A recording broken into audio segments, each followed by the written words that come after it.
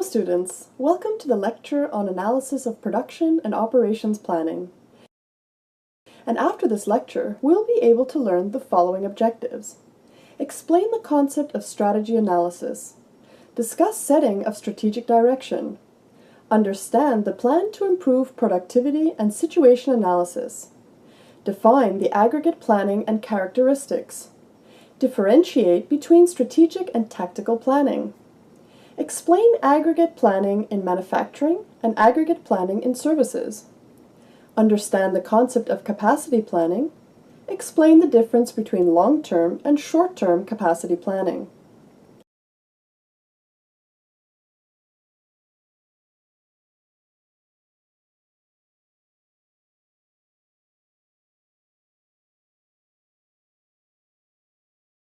Let's start with the introduction of analysis of production and operations planning.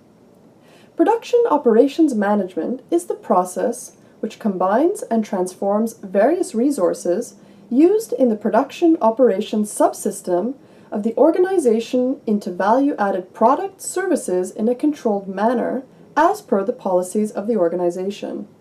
Therefore, it is that part of an organization which is concerned with the transformation of a range of inputs into the required product services having the requisite quality level.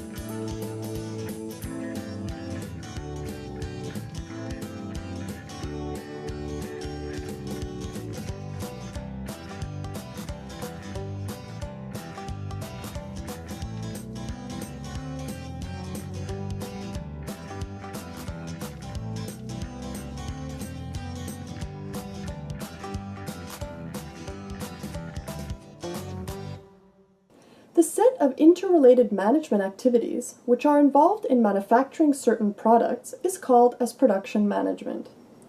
If the same concept is extended to services management, then the corresponding set of management activities is called as operations management.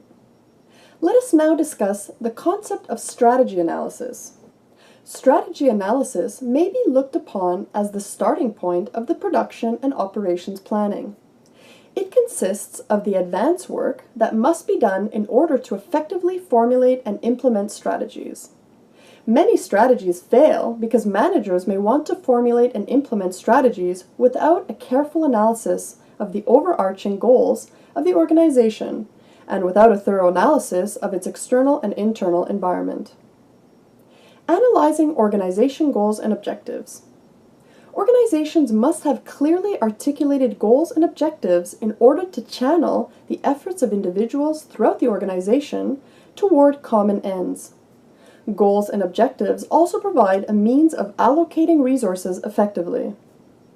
A firm's vision, mission, and strategic objectives form a hierarchy of goals that range from broad statements of intent and basis for competitive advantage to specific, measurable, strategic objectives.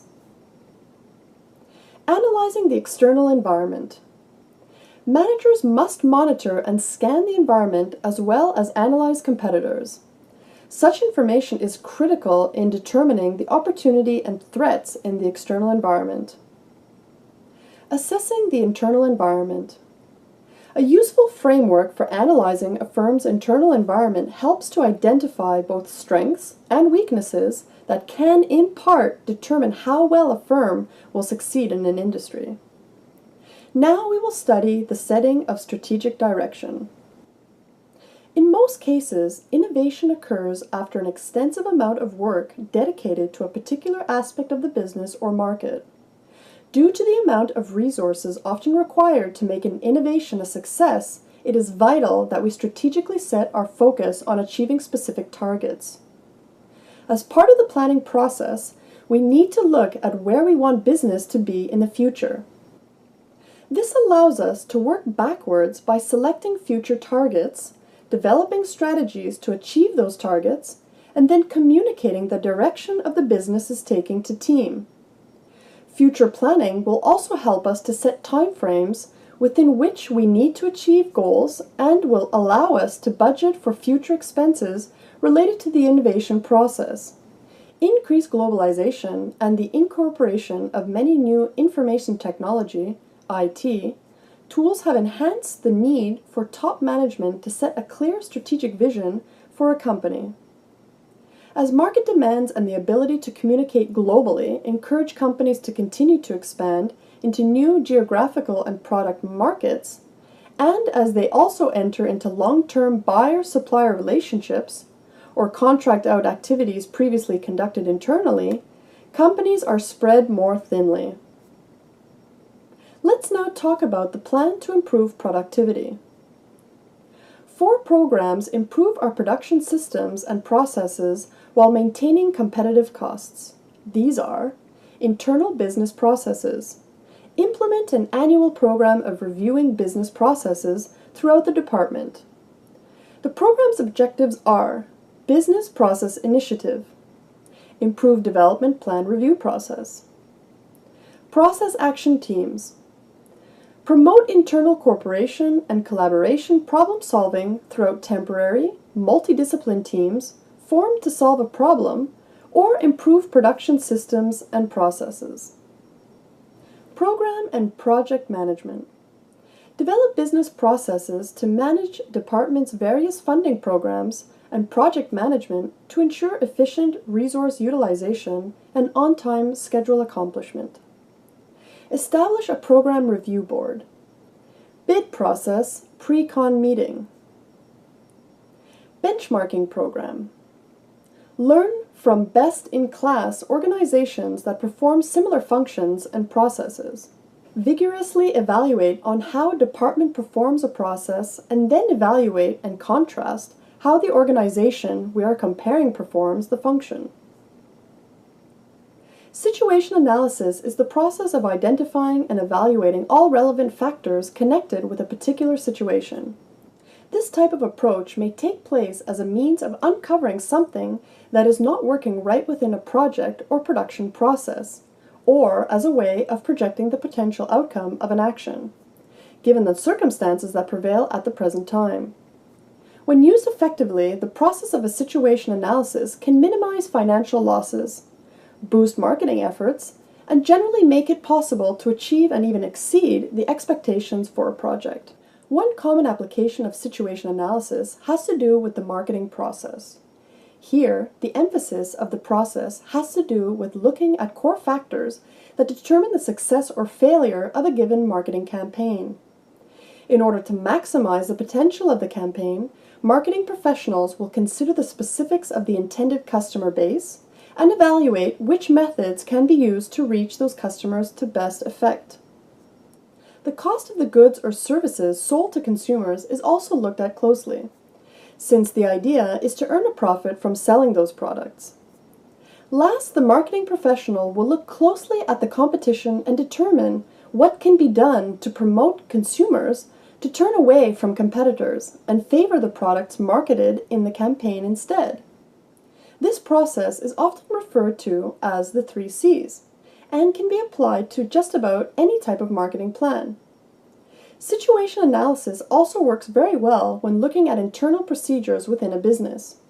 For example, if the cost of production is higher than management believes it should be, examining the situation in detail can yield clues as to what can be done to lower the overall cost.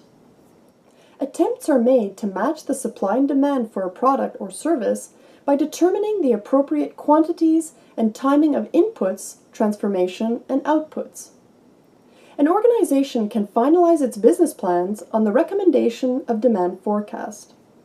Once business plans are ready, an organization can do backward working from the final sales unit to raw materials required. Characteristics of aggregate planning.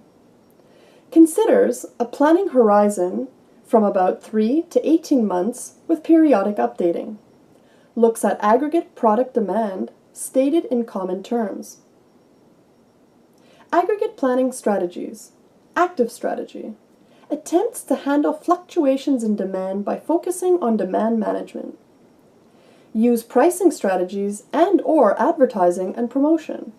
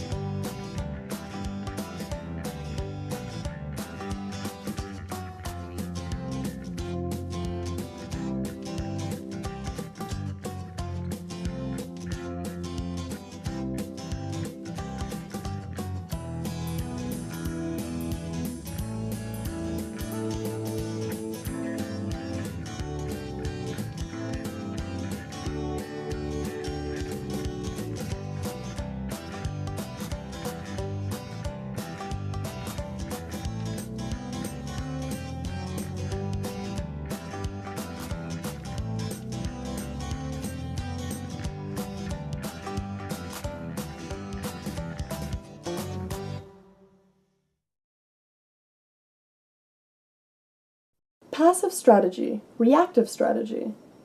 Attempts to handle fluctuations in demand by focusing on supply and capacity management. Vary workforce size by hiring or layoffs. Factors affecting aggregate planning.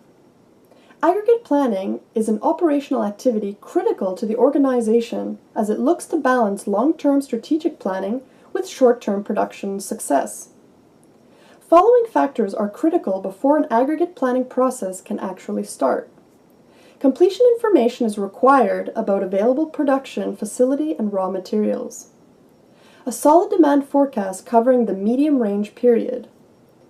Financial planning surrounding the production cost, which includes raw material, labor, inventory planning, etc. Organization policy around labor management, quality management, etc. Aggregate planning as an operational tool. Aggregate planning helps achieve balance between operation goal, financial goal, and overall strategic objective of the organization. It serves as a platform to manage capacity and demand planning. In a scenario where demand is not matching the capacity, an organization can try to balance both by pricing, promotion, order management, and a new demand creation. Importance of aggregate planning. Aggregate planning plays an important part in achieving long-term objectives of the organization. Aggregate planning helps in achieving financial goals by reducing overall variable cost and improving the bottom line. Maximum utilization of the available production facility. Many small business owners and operators do not spend much time planning for their business success. The biggest reason, in my opinion, is that they are not aware how easy it can be. Most owners, when they hear the words strategic planning or tactical planning, get a glazed-eyed look in their faces. Actually, these can be rather simple tasks to manage if understand a few things about them. Instead, most business operators are in a state of confusion about what each of these terms mean. Strategy sets the stage. In real-world business usage, the term strategy actually is the thinking process required to plan a change, course of action, or organization. Strategy defines or outlines the desired goals and why we should go about achieving them. The strategic planning phase involves business thinkers determining why, and in a global sense what, we will achieve in stated goals. Owners or upper management decide what the guided philosophy and values will be, and how people involved in the business's operations should act in attaining their objectives. Strategic planning process. To understand the differences better, here are some notable points to consider with respect to strategic planning. When doing strategic planning, we need to determine, specifically, what outcome we want to achieve and how we will measure the results. In addition, we need to establish a realistic baseline or starting point. Include in our planning a picture of internal and external realities that will impact the plan. This dictates that we do relevant research, competitive, market, etc. We will then need to craft an aggressive action plan to take advantage of opportunities discovered during research. Tactical planning process. In tactical planning, we need to understand and decipher the strategic goals, then identify the courses of action we will need to achieve those strategic objectives. Tactical planning is developed by those who deal with getting the work done day by day. They draw up a tactical plan so they know what to do, when they need to do it, and this will help them deal with the how part of the plan. Did you know? ERP2 was coined in the early 2000s. It describes web-based software that provides employees and partners, such as suppliers and customers, with real-time access to ERP systems. Aggregate planning involves developing, analyzing, and maintaining the operational schedule of an organization. It organizes areas of business that include targeted sales forecasts, production levels, inventory levels, and customer backlogs. When aggregate planning is carried out effectively, the effects of short-sighted daily scheduling are minimized. Capacity and demand are balanced in a way that minimizes costs where aggregate resources may include the total number of workers, hours of equipment and machine time, or tons of raw materials. Techniques. The techniques for aggregate planning include informal trial and error that utilizes simple graphs or tables as well as advanced mathematical techniques. Manufacturing. Aggregate planning in manufacturing involves allocating the correct amount of resources for every manufacturing process so that the time and costs are minimized during idle mode. Manufacturing businesses use either the chase strategy or the level strategy. Services. Since services do not involve stockpiles or inventory, service-focused businesses do not have the luxury of building up their inventories during periods of low demand. The production system design planning considers input requirements, conversion process, and output. After considering the forecast and long-term planning, organizations should undertake capacity planning. Capacity is defined as the ability to achieve, store, or produce. For an organization, capacity would be the ability of a given system to produce output within the specific time period. In operations, management capacity is referred as an amount of the input resources available to produce relative output over a period of time. In general, capacity is referred as maximum production capacity, which can be obtained with a normal working schedule. Strategic capacity planning. A technique used to identify and measure overall capacity of production is referred to as strategic capacity planning. Strategic capacity planning is utilized for capital-intensive resource like plant, machinery, labor, etc. Long-range capacity of an organization is dependent on various other capacities, like design capacity, production capacity, sustainable capacity, and effective capacity. Design capacity is the maximum output possible as intended by equipment manufacturer under ideal working condition. Long-term capacity planning. Over the long term, capacity planning relates primarily to strategic issues involving the firm's major production facilities. In addition, long-term capacity issues are interrelated with location decisions. Technology and transferability of the process to other products is also intertwined with long-term capacity planning. Short-term capacity planning. In the short term, capacity planning concerns issues of scheduling, labor shifts, and balancing resource capacities. The goal of short-term capacity planning is to handle unexpected shifts in demand in an efficient economic manner. The time frame for short-term planning is frequently only a few days, but may run as long as 6 months. Alternatives for making short-term changes in capacity are fairly numerous and can even include the decision to not meet demand at all. The easiest and most commonly used method to increase capacity in the short term is working overtime. Capacity planning techniques. There are 4 procedures for capacity planning. Capacity planning using overall factors, CPOF. Capacity bills. Resource profiles. Capacity requirements planning, CRP. Did you know?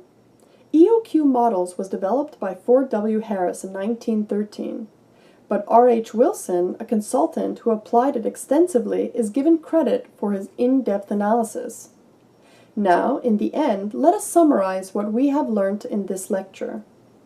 Situation analysis is the process of identifying and evaluating all relevant factors connected with a particular situation. Aggregate planning helps achieve balance between operation goal, financial goal, and overall strategic objective of the organization. Production capacity is the maximum output possible from equipment under normal working condition or day. The ultimate goal of capacity planning is to meet the current and future level of the requirement at a minimal wastage. The 3 types of capacity planning based on goal are lead capacity planning, lag strategy planning, and match strategy planning.